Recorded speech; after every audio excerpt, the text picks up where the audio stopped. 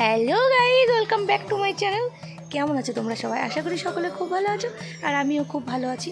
তো আমি চলে এসেছি পুজো দিতে। তো এটা হচ্ছে ঘুগিয়াতে।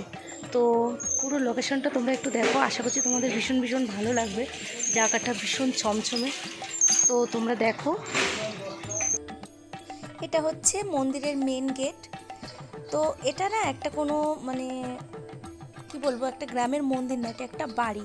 তো এই বাড়িটা হচ্ছে দেবত্ব বাড়ি বলে পরিচিত সবার কাছে। তো সেই ক্ষেত্রে এই জায়গাটা বহুদিনের পুরনো, বহুদিনের। তো একজন ব্রাহ্মণ আগে পুজো করতেন, উনি মারা গেছেন। তো মারা যাওয়ার পরে অন্য আরেকজন ব্রাহ্মণ এই মন্দিরটায় পুজো করে।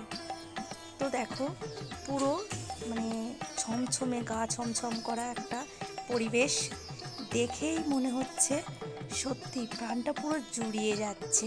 তো এখানে ঢুকতেই ডান হাতে একটা ছোটোখাটো শিবের মন্দির, আর এখানে প্যান্ডেল করা আছে। যেহেতু আজ কৌশিকী অমাবস্যা, সেই ক্ষেত্রে এখানে বড় করে পুজো হয়। আর এই যে বটগাছের নিচেও অনেক রকম ঠাকুরের আনাগোনা। আর এই যে হচ্ছে আমাদের মা, দেবত্ব বাড়ির বহু পুরাতন মা।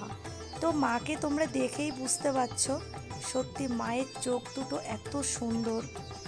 আর এপাশে মায়ের ভোগ রান্না হবে বলে তোড়জোড় চলছে। যেহেতু আজকে পুজো আছে, অনেক লোকের আয়োজন আছে, সেই জন্য পুজোর আয়োজন চলছে। আর দূরে যে বাড়িটা দেখতে পাচ্ছ, ওই বাড়িটাতে আগে অনেক লোক এই বাড়িতে থাকতো, এখন কোনো লোকই থাকে না। আর এখানে যেহেতু ব্রাহ্মণ আসেননি বলে আর আমাদেরকে বলল 2টোর সময় পুজো দিতে হবে। তো আমাদের বাচ্চাকে আমরা স্কুলে দিয়ে এসেছি, তো আমরা 2টো পর্যন্ত ওয়েট করতে পারবো না, যার জন্য আমাদেরকে এখনই এই পুজোর এইগুলো দিয়ে আমরা চলে যাব। আমরা এখানে আমাদের মতো ফল, মিষ্টি, সন্দেশ যেটুকু যা পেরেছি নিয়ে এসেছি। তো ওটা আমরা এখানে রেখে যাব, আর পুরোহিত মশাই এসে উনি ওনার মতো এগুলো পুজো দিয়ে দেবে। আমরা নাম গোত্র লিখে রেখে এসেছি সব কিছুতে। আর তারপরে আমরা মোমবাতি আর ধূপকাঠিটা আমরা এখানে জ্বালিয়ে দিয়ে ফিরে চলে যাব।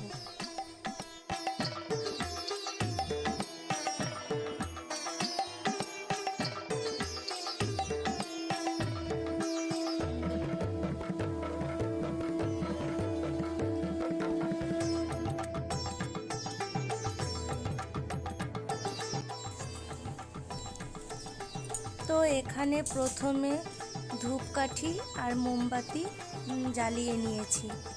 এবার মাকে একটু আরতি করব, প্রণাম করব, তারপরে এগুলি যেখানে রাখতে হয় সেখানে রেখে দেব।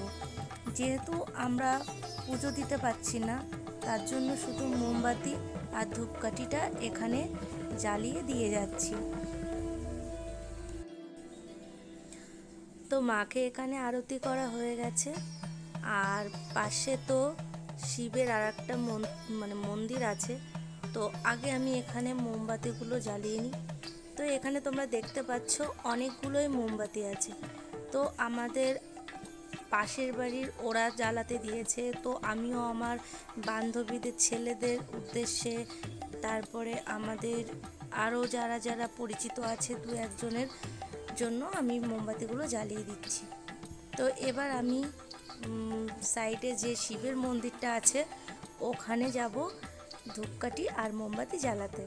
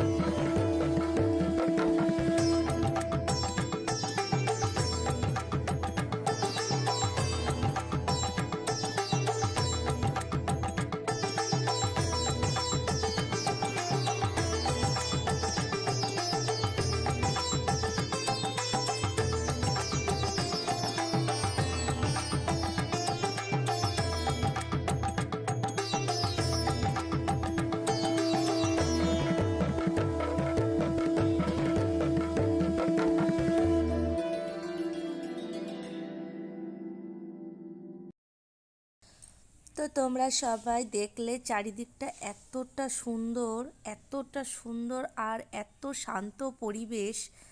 সত্যি মন্দিরটা না খুবই সুন্দর।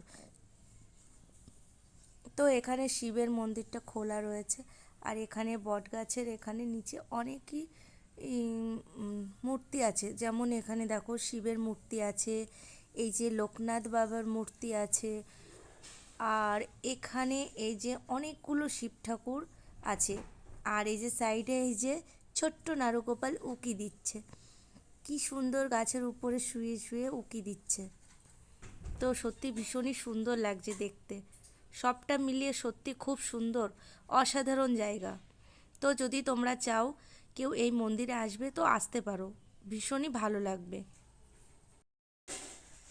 তো আমাদের পুজো দেওয়া মোটামুটি কমপ্লিট, চারিপাশ দেখাশোনাও কমপ্লিট।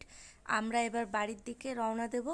তো আমাদের তো ভীষণ ভালো লাগলো, সব মিলিয়ে দারুণ পুজো দেওয়া ঘোরা যেটাই বলো সবটাই দারুণভাবে সুসম্পন্ন হলো। তো আমরা এবার বাড়ির দিকে রওনা দেব। তো চলো বাড়িতে যাওয়া যাক। তো বাড়িতে যেয়ে তোমাদের সাথে আবার দেখা হচ্ছে।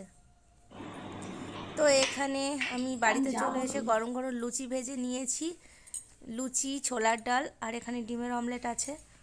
তো এটা দিয়ে আজকে ডিনারটা কমপ্লিট হবে। তো চলো বন্ধুরা সবাই, আজকে আমার ব্লগটা এই পর্যন্তই। যদি ভালো লাগে তো তোমরা লাইক কমেন্ট শেয়ার অবশ্যই করো। টাটা বাই বাই, তোমরা ভালো থেকো, দেখা হচ্ছে আবার পরে নতুন আর একটা ব্লগে।